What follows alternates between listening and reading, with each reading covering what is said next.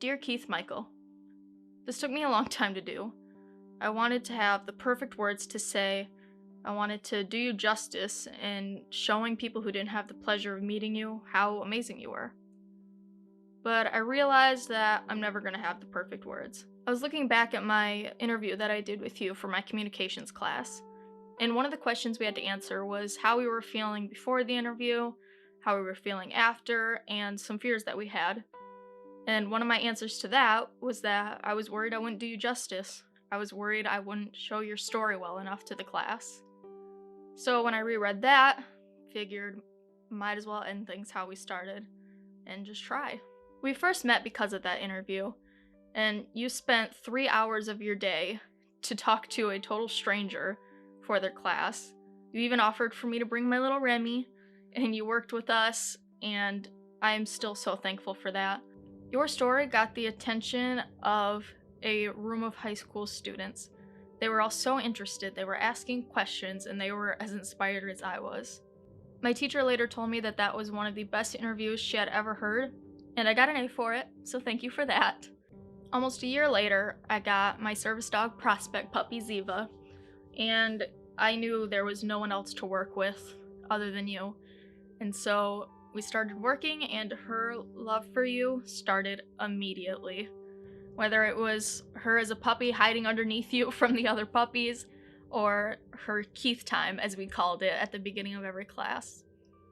I want to thank you for taking the time out of each class to have her Keith time, because you knew that right at the beginning of every class, she was going to pull me across the room, and she would not leave your feet, giving you that dorky look she gets until you stood and pet her for a while.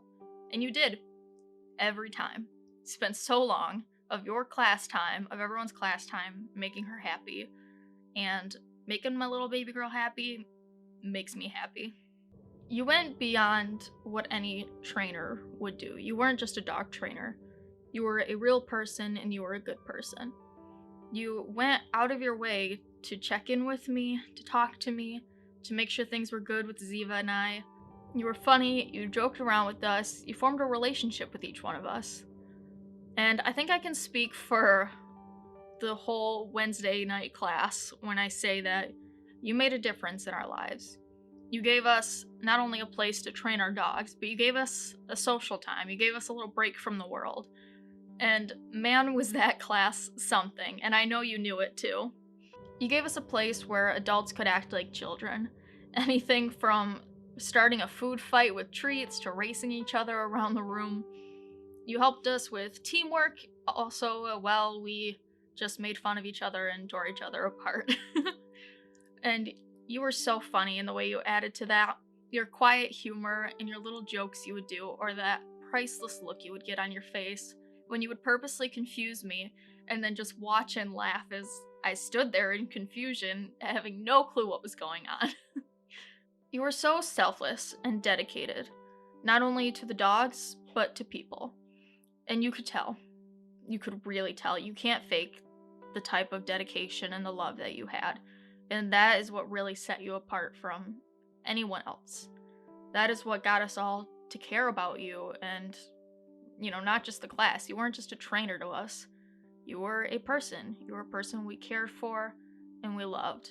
And we are all, I believe I can speak for all of us, and I can speak for my mother when I say we all miss you.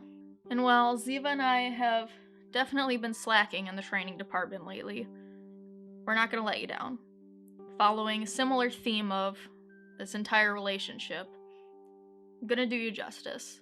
I want people to look at us, look at our teamwork, and I want it to be a reflection of how good of a trainer you were, how good of a person you were, and just how well you taught us.